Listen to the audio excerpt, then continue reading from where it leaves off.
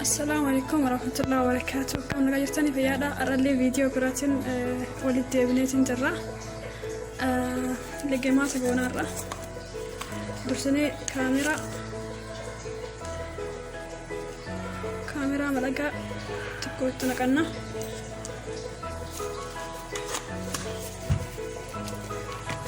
لكن جبودة تنقلنا ملي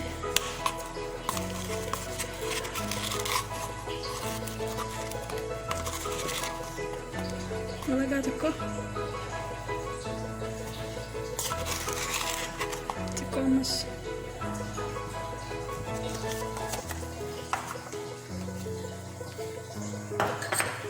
سكارة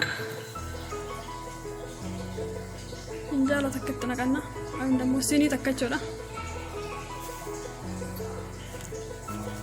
أشبو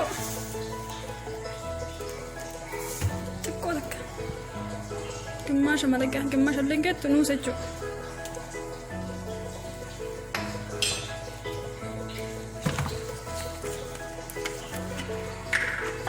زيت اللي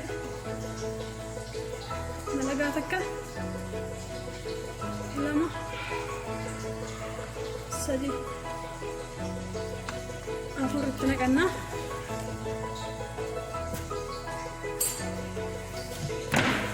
أنن بودر أي شو ده أنن داكما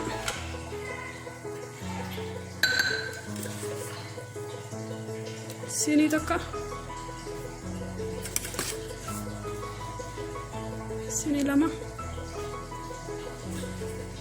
sini lama walakka attana kan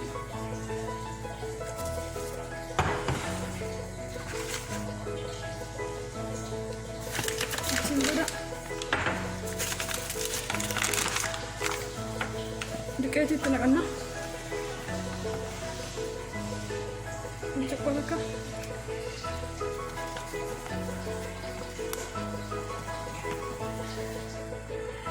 lama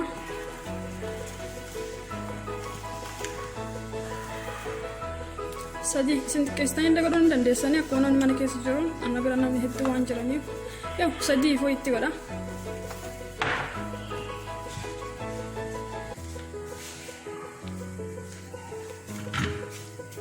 achiin booda bishaan waliin dhugna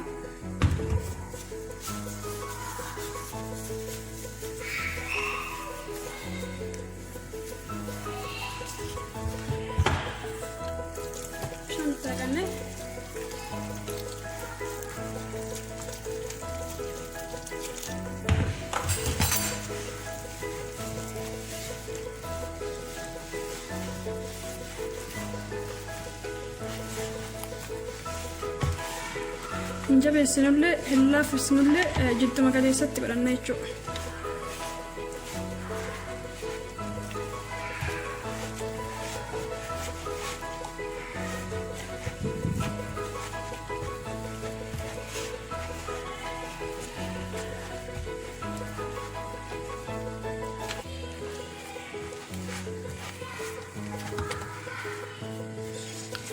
dhumarratti zayitii irra keessan dandaqattanii akkanni isinitti hin qabanne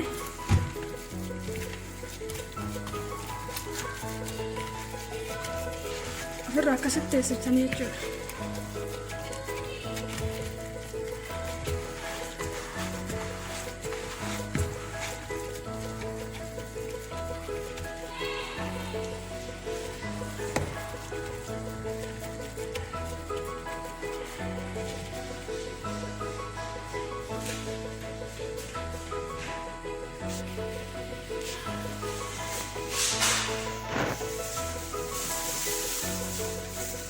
Boda kisi kuwa dani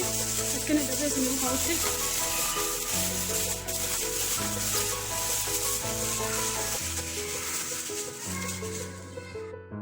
bukayetin jara jula yaw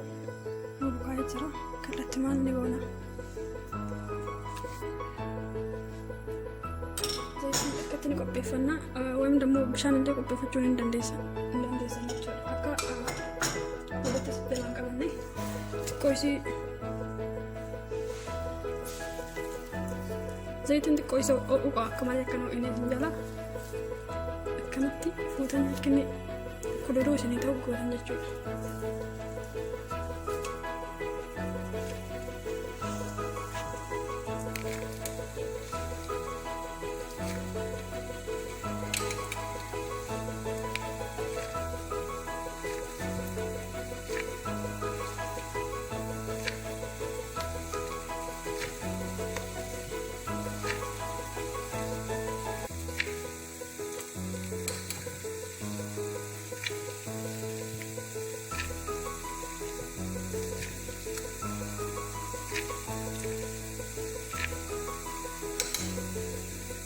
Ibiddisaa jalaa qabastanii akka inni si jalaa hin gubanne suuta dhee akka inni hojjatoo bisanitti xumurattanii jechuudha. Waanuma salphaa mana keessaa qabnu godhannee itti fayyadamuu dandeenya jechuudha.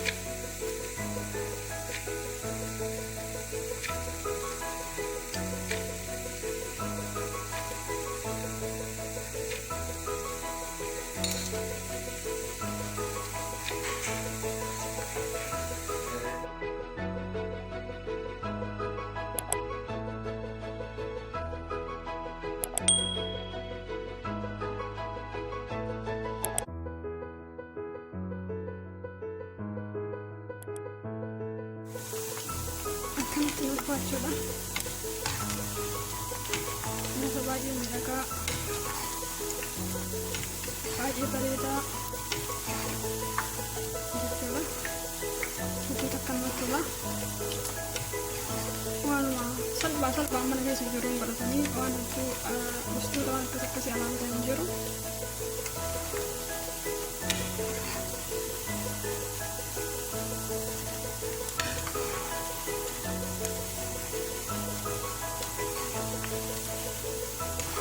Asitti meeshaan qopheeffatanii jalatti waraqaa isaa zayitii irraa dhuguu waan dammoo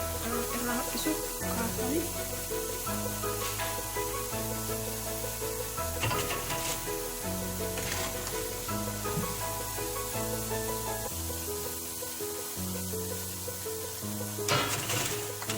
yeroo itti gootanii isin xumurtan waliin dhuguu eegaltan ibiddatti ol qabdan akka inni zayitiin dhugne zayitii yoo dhugu maaliifin wanni aannan boodaraa san qabuufu zayitiin dhugu.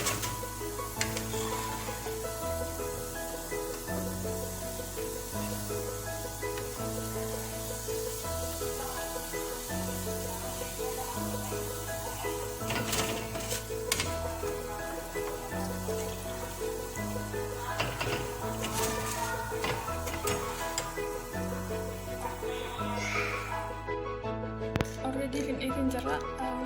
Daa'imatti godhannaa yoo feene yoo fedhin immoo daa'immallee dhiisuu hin dandeenye jechuudha.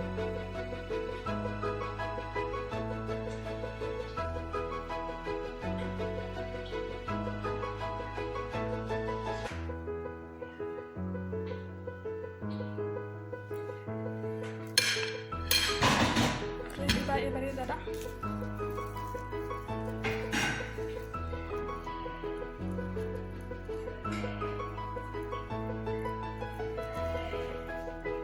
Akkasii jaalatamtoota kennaa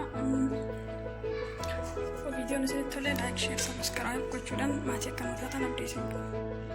Abiyooti minilikeen maaltu gargar baasee yoo maqaa taate malee badhaadhinaaf naftanyaa maaltu gargar baasee yoo maqaa taate malee jijjiiramni Jawaar Muhammad lafa jalatti hidhee Hacaaluu Hundeessaa qaleessaaf deema jaranaa jijjiiramni sabboontota duraaniitiif lamma aangoorraa kaaseessaaf deema jaranaa ilma irraa qalanii ka abbaan gogaa dhisuu raajiidhaa kan bara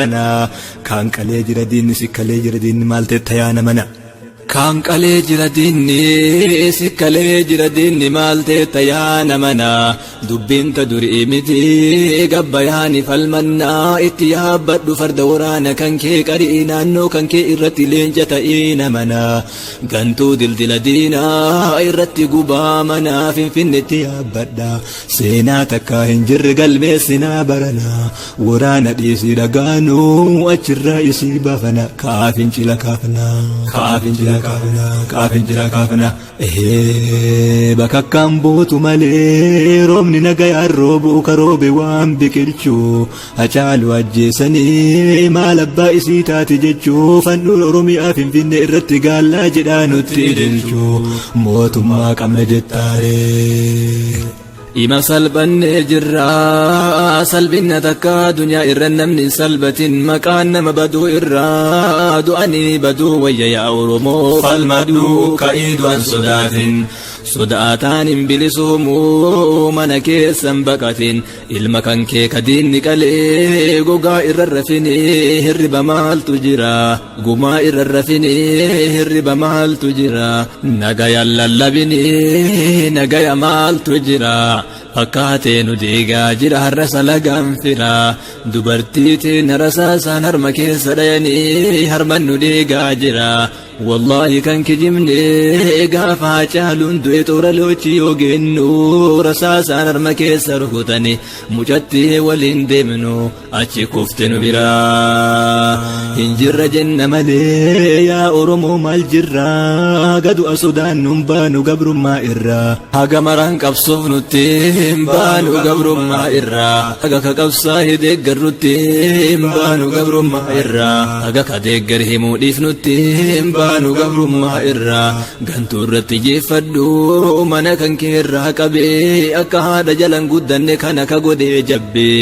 haga yoomnu irratti ilaaltaa silatummaa yaa rabbi